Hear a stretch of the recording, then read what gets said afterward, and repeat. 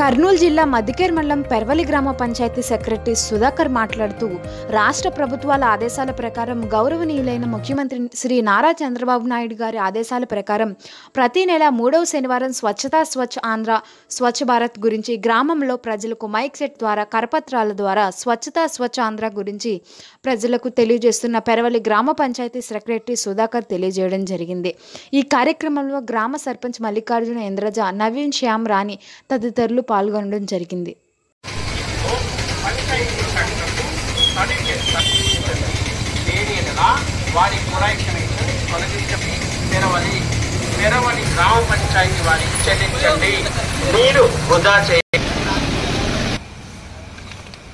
రాష్ట్ర ప్రభుత్వ ఆదేశాల ప్రకారం గౌరవ ముఖ్యమంత్రి గారి ఆదేశాల ప్రకారం ప్రతి నెల 3వ శనివారం స్వచ్ఛాంధ్ర స్వచ్ఛ భారత్ గురించి కార్యక్రమాలు ఏర్పాటు చేయాలనే ఆదేశాల ప్రకారం ఇవాళ ఉష్ణోగ్రత నుంచి ఎలా తప్పించుకోవాలి అనేటువంటి విషయాలను ప్రజలకు ఈ యొక్క మైక్ సెట్ ద్వారా మరియు కరపత్రాల ద్వారా తెలియపరచడం జరిగింది। అంత మాత్రమే కాదు, గ్రామ పంచాయతీ ప్రతిరోజు ఇంటింటి చెత్తను సేకరిస్తున్నప్పుడు ప్రజలు కూడా సహకరించి తడి చెత్త పొడి చెత్త వేరు చేసి మా యొక్క ట్రాక్టర్లో అందించవలసిందిగా కోరుచున్నాను। మరి గ్రామ పంచాయతీ సిబ్బందే కాకుండా ప్రజలు కూడా సహకారం చేసినట్లయితే మన యొక్క పెరవలి గ్రామ పంచాయతీని స్వచ్ఛ పెరవలిగా మార్చుకోగలుగుతామని చెప్పేసి ఈ సందర్భంగా తెలియపరుస్తూ రిక్వెస్ట్ చేస్తున్నాను। Thank you.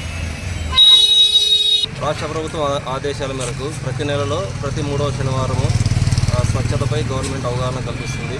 ఈరోజు ఒక ముఖ్య ఉద్దేశం బీట్ ద హీట్, అంటే ఉష్ణోగ్రతను వేడిని ఎలా అధిగమించాలి అనే దాని గురించి జనాలకు అవగాహన కల్పించడం జరిగినది। ఇది ఈ కార్యక్రమం యొక్క ముఖ్య ఉద్దేశం। మీరెవరు సార్? నా పేరు శ్యామ్ కుమార్, నేను ఇంజనీరింగ్ అసిస్టెంట్గా పనిచేస్తున్నాను।